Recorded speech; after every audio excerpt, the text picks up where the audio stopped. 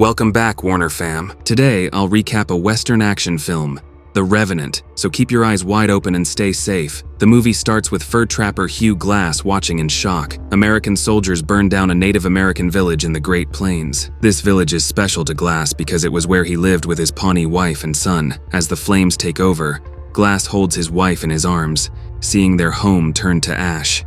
In 1823, during the Arikara War, a group of fur trappers led by Captain Henry set out to find animal pelts in the wild, unsettled lands of the northern Louisiana Purchase. Glass, an experienced guide, leads the way through what we now know as the Dakotas. One day, while Glass and his half-Pawnee son Hawk are out hunting for elk, danger strikes. Their camp is suddenly attacked by an Arikara war party called the Ree. The tribe is on a mission to find their chief's kidnapped daughter, Powaka. Chaos explodes as the trappers fire back with their rifles. Glass is attacked and nearly choked, but one of his men saves him just in time. With no time to lose, some of the men grab their furs and supplies, racing to a boat to escape. The wild adventure has only begun. Many of the trappers are attacked and don't make it out alive. The few who survive escape on a boat, hoping to find safety. Their guide and most experienced hunter, Hugh Glass, knows the land and its dangers well. He warns the group that staying on the river would leave them open to more attacks. Glass convinces them to leave the boat and walk back to their fort,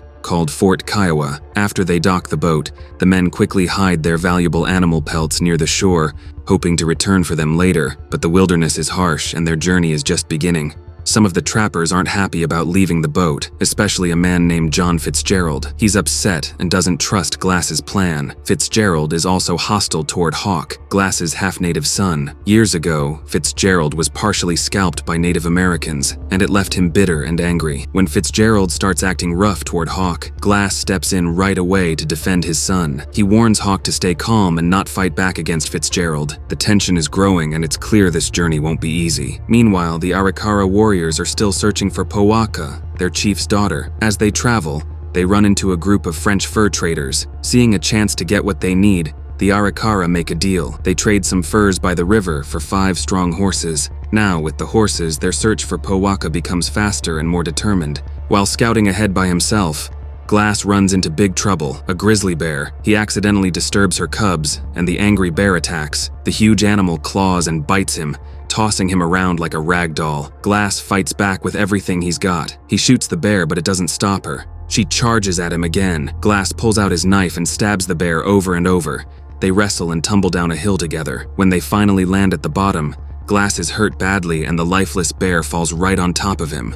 Glass is badly hurt, barely hanging on to life. When the other trappers find him, they know he's in rough shape. They build a simple stretcher to carry him, but the journey is tough. Fitzgerald, always quick to argue, says Glass won't make it. He thinks they should end Glass's suffering and move on faster. The group tries to carry Glass up a steep hill, but it's too hard. He slips, pulling the other men down with him. Frustrated, Fitzgerald pushes the idea again. They should just put Glass out of his misery. The tension between the men grows stronger with each step. Captain Henry refuses to let anyone kill Glass.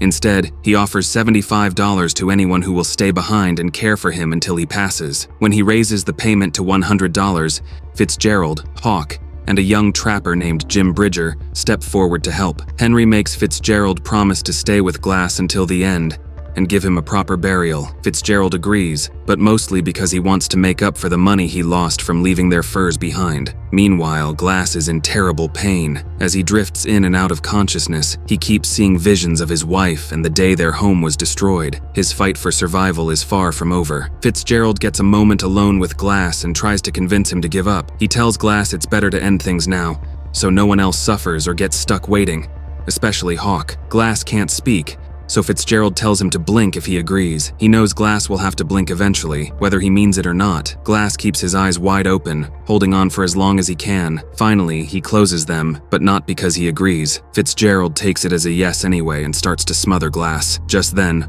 Hawk shows up and sees what's happening. He yells for Bridger to help, but before he can, Fitzgerald grabs him. They struggle, and in the chaos, Fitzgerald stabs Hawk in the stomach. Glass can only watch, helpless and broken, as his son bleeds out. Fitzgerald hides Hawk's body and lies to Bridger, saying he doesn't know where Hawk went. Glass, too hurt to move or speak, can't do anything to stop the terrible lie. Later, Fitzgerald tells Bridger that the Arikara are close and that they need to leave Glass behind to survive. He drags Glass to a shallow grave and buries him under a pile of dirt, leaving him half alive. Bridger isn't sure what to do and hesitates, but in the end, he runs away with Fitzgerald. Before he leaves, Bridger quietly places a canteen with a spiral symbol he had carved into it next to Glass. Glass struggles to crawl out of the shallow grave, his body aching with every movement. Haunted by the memory of his wife, he stumbles through the cold woods, feeling lost and broken. After a long search, Glass finds his son Hawk's body, frozen stiff from the harsh cold. Determined to stay with Hawk, Glass vows never to leave his son's side. He comes across a thick bear pelt and wraps it around himself for warmth. As he moves deeper into the woods, Glass survives by eating roots and scraping bone marrow from old remains. Trying to stay alive, he struggles to build a fire, using anything he can find. He even uses some leftover gunpowder to seal up the wound in his throat. Glass faces more danger as the Arikara warriors are still hunting him down. The chief, desperate to find his kidnapped daughter, Powaka, is hot on his trail. Glass manages to escape by floating down fast-moving rapids, barely making it out alive.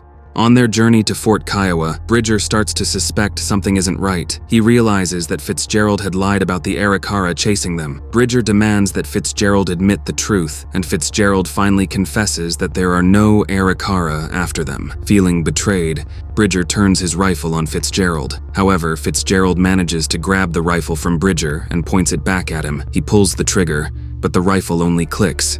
It's empty. They both continue on their way, but things feel tense between them. Later, they stumble upon a burnt-down settlement, where the bodies of the dead are scattered across the ground. From a charred hut, a woman steps out and sees them. Bridger, with a quiet kindness, leaves some food for her before they move on. When they finally reach the fort, Fitzgerald lies to Captain Henry. He tells him that Glass didn't make it, and that Hawk was probably killed by the Arikara. Bridger goes along with Fitzgerald's story about Glass's death, but doesn't know about Hawk's murder. Fitzgerald takes his payment, looking pleased with himself. Bridger stays quiet, but deep down he's upset. He even refuses the extra money Fitzgerald tries to give him. Henry tells Fitzgerald that the fort is running low on money, and they're waiting for more soldiers led by Henry Leavenworth to bring more pay for everyone. Glass feels weaker with each passing moment, getting colder and hungrier. Desperate to survive, he wades into the river and catches a live fish, eating it right away. He climbs a hill and sees a Pawnee man eating from a bison carcass. Glass approaches him carefully, hoping for help. The Pawnee, named Hikuch, notices Glass and throws him an organ. Glass eats it quickly, too hungry to care about anything else. The next morning, Hikuch notices the deep bear wounds on Glass's body, which are starting to get infected. He talks about how he's also lost his family, but believes that revenge is in the Creator's hands. The two decide to travel together, riding horses as they continue their journey. For the first time in a while, Glass feels a little less alone. As a storm starts to roll in, Hikuch builds a sweat lodge to protect Glass from the harsh weather. Inside the lodge, Hikuch performs a special healing ritual for Glass's wounds. While in the lodge, Glass has a strange experience, feeling dizzy and confused, almost like he's dreaming. When he finally comes out, he feels a bit better, and to his surprise, his wounds are starting to heal. However, his relief is short-lived. Glass looks around and discovers that French-Canadian hunters have killed Hikuch, hanging him from a tree. Glass sneaks into the camp and sees the leader, Toussaint, hurting Powaka. He quickly frees her, and in the chaos, Powaka takes revenge by castrating Toussaint. She runs away while Glass fights off the hunters, killing a few and taking Hikuch's horse. He also frees the other prisoners so the hunters can't chase after him. Before leaving, Glass leaves Bridger's canteen behind as he rides away. He finds a quiet spot in the woods to build a fire and rest. The next day, Glass is ambushed by the Arikara and knocked off his horse, falling over a cliff. A tree breaks his fall, and he lands safely at the bottom, but his horse doesn't make it. As the cold night sets in,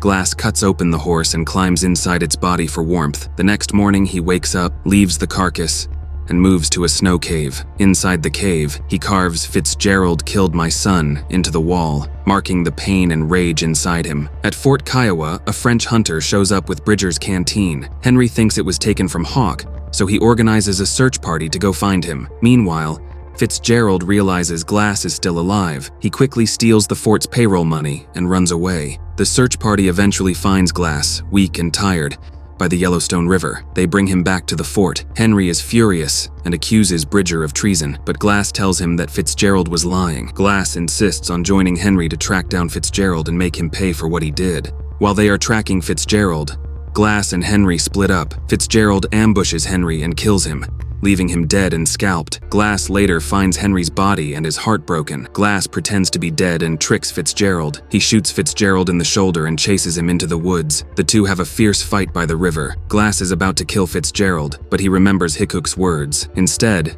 Glass pushes Fitzgerald into the river, where the Arikara chief, Elk Dog, is waiting. Elk Dog, with Powaka by his side, kills Fitzgerald and takes his scalp, but decides to spare Glass. Glass walks away, exhausted, and collapses. He then has a vision of his wife, who smiles at him before disappearing into the woods. So, which awesome movie should we recap next? Drop your suggestions in the comments below and let's make it happen. Don't forget to smash that subscribe button so you never miss out on our fun recaps. We've got plenty more coming your way. Thanks for watching and see you next time.